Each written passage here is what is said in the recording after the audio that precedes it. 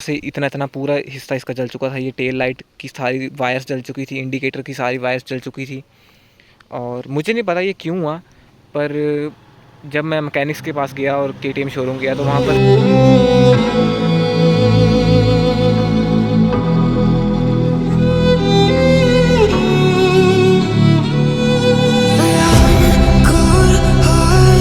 But I'm just getting started. My eyes on the target. Nah, nah.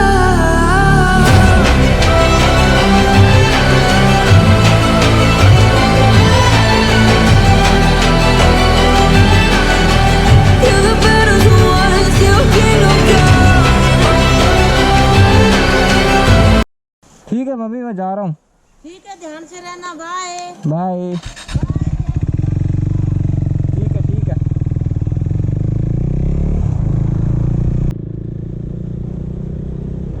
Hello guys and welcome back to our YouTube channel.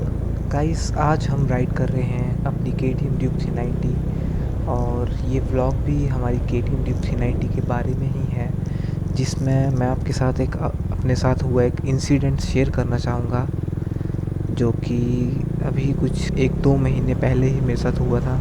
जिसमें मेरी जो bike है, यानी कि जो KTM Duke 390 है, जिसको मैं इस वक्त अभी राइड कर रहा हूँ, उसमें आग लग गई थी। गाइस मुझे प्रॉपर रीज़न तो पता नहीं लगा कि आखिर मेरी बाइक में आग क्यों लगी, पर जो टेक्नीशियंस थे उन्होंने मुझे बस एक ही बात कही कि जो इसके इंडिकेटर्स हैं उनकी वजह से हो सकता है इसमें शॉर्ट सर्किट हुआ हो और आग लगी हो। और मेरे को भी वो एक वैलिड रीज़न लगता है कि हो सकता है उन्हीं की वजह से हो। पर मैंने अपनी बाइक में ना हैज़ार्ड फ्रेशर लगाए थे, तो आइए आज आप सभी को बताता हूँ कि क्यों मेरी बाइक में आग लगी थी और कितना खर्चा आया मुझे उसको ठीक करवाने में, और अब मेरी बाइक का हालत कैसी है। तो अभी एक अच्छी सी लोकेशन ढूंढेंगे और वहाँ पर खड़े होंगे और आपको सब कुछ पॉइंट टू पॉइंट बताएंगे कि आखिर हुआ क्या था और कैसे कैसे हुआ था। तो मिलते हैं किसी अच्छी सी लोकेशन पे। गाइस थोड़ा बहुत आपको पीछे के सफ़र में पता लग चुका होगा कि आज किस चीज़ के बारे में बात होने वाली है। आज बात होगी इसके बारे में। और हुआ ऐसा था कि इसमें कुछ महीने पहले आग लग गई थी और बहुत अच्छा सा सनसेट हो रहा है हमारे सामने। तो आज इसको रिकॉर्ड करेंगे, ड्रोन सब कुछ लेके आए हैं और एक बहुत अच्छा सा टाइम लैप्स भी बन रहा है आपके लिए, और इसके बारे में तो बात करेंगे ही अभी। तो गाइस अब मेन मुद्दे की बात की जाए कि हमारी बाइक में आखिर हुआ क्या था। गाइस बात ये थी कि जो इसकी बैटरी होती है वो ख़राब हो चुकी थी और मैंने वो चेंज करवाई। मैंने एक्साइड की Z9 नई बैटरी ली, एकदम ब्रांड न्यू, और वो लगाई मैंने इसमें। और मैं टेस्टिंग करने के लिए अपने घर के पास ही थोड़ा सा एक राउंड लगाने गया और वापस मैं आने लगा था, और जैसे ही मैं वापस हुआ थोड़ा सा आगे चला और यहाँ पर पीछे की सीट में आग लगने लग पड़ी। और जो मेरा रेयर व्यू मिरर था, अभी लगाया नहीं है मैंने खैर, उसमें मेरे को पीछे की तरफ बहुत ज़्यादा ऐसे आग निकलती दिखाई दे रही थी और मैं खुद डर गया कि ये अचानक से हो क्या गया। और फिर मैं एक जगह खड़ा हुआ और मैंने पीछे की तरफ देखा तो यहाँ से ये पूरी सीट जल चुकी थी और ये इसके साथ ये जो कॉइल होती है इसके साथ चिपक चुकी थी ये सीट। और मैंने जलती जलती बाइक में ही ऐसे हाथ डाल दिया ताकि मैं इसकी सीट को खोल सकूं, और मेरा ये वाला हाथ पूरा जल चुका था। और फिर एकदम से अचानक से मेरे दिमाग में ये आया कि इस पर पानी तो डाल नहीं सकता था मैं, इसलिए मैंने नीचे से मिट्टी जितना मेरे से मिट्टी हाथों से निकाला गया उतनी ही मैंने मिट्टी निकाली और यहाँ पर सीट पे भरता गया। और आग थोड़ी सी शांत हुई, और थोड़ी सी शांत होते ही अभी यहाँ से जो स्पंज होता है सीट में वो निकल रहा था, और उसी हालत में मैंने हाथ डाला यहाँ से और ऐसे सीट उखाड़ी।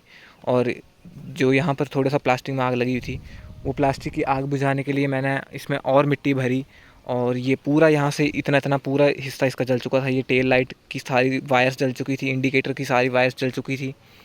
और मुझे नहीं पता ये क्यों हुआ, पर जब मैं मैकेनिक्स के पास गया और KTM शोरूम गया तो वहाँ पर उन्होंने मुझे एक ही चीज़ बताई कि इंडिकेटर्स में शायद से शॉर्ट सर्किट हुआ था। बाद में पता लगा कि भाई ड्यूक 390 की वायरिंग ही वायरिंग, भाई वायरिंग ही वायरिंग इसकी 15,000 की है और 5,000 उनका लेबर चार्ज था।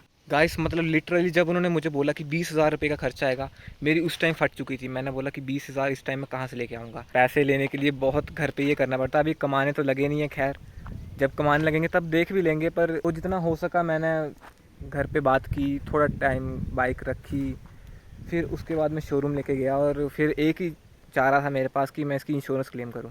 तो गाइस फिर इस ब्यूटी की मेरे को इंश्योरेंस क्लेम करनी पड़ी, जो कि मैंने की, और बाइक लगभग शोरूम पे 1 महीना पड़ी रही। मेरे को बहुत याद आती थी इस बाइक की।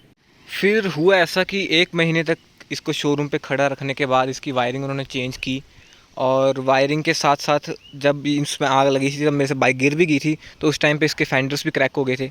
तो वो फेंडर्स भी मैंने इसके चेंज करवा दिए इंश्योरेंस में ही। फिर बाइक जब हम बिल्कुल नई नवेली बाइक लेके आए, अभी आप देख सकते हो बिल्कुल नई नवेली बाइक है, जब उसको हम लेके आए तो उसके शॉट्स भी अभी मैं आपको दिखाई दूंगा कि कैसे कैसे शॉट्स आए थे।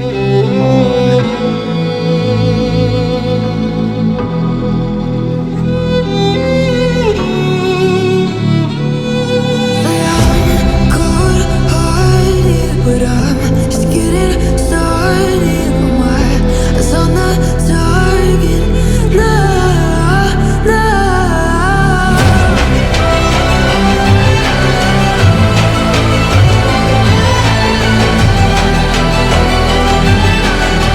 You're the battles won, it's your kingdom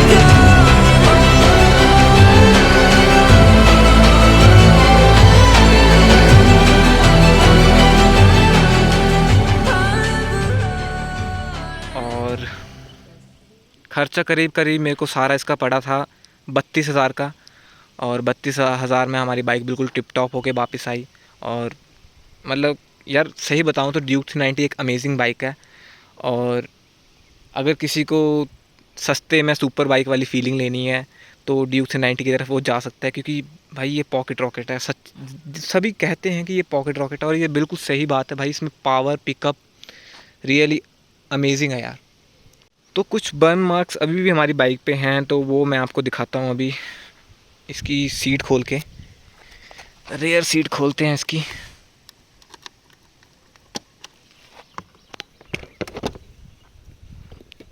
तो ये आप देख सकते हैं, ये फ़िल्टर की एक पाइप सी आती है, वो पाइप जल चुकी है।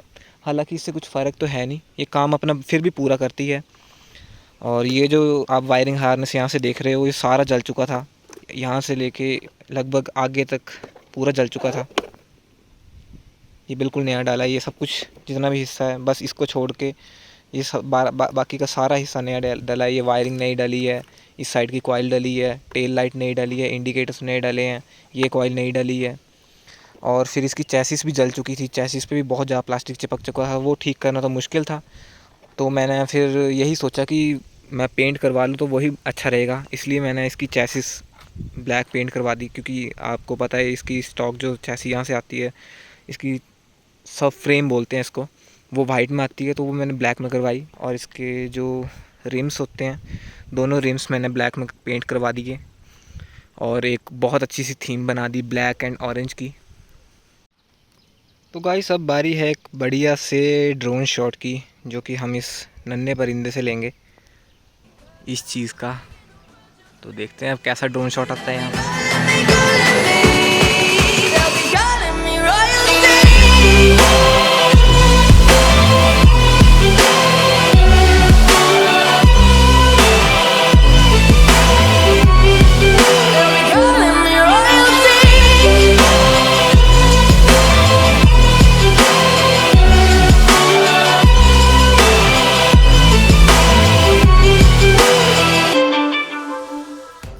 तो गाइस जो मेरे साथ हुआ उसे अब बाइक का फ़ॉल्ट कहें या फिर मैन्युफैक्चरिंग फ़ॉल्ट कहें, वो मैं नहीं जानता।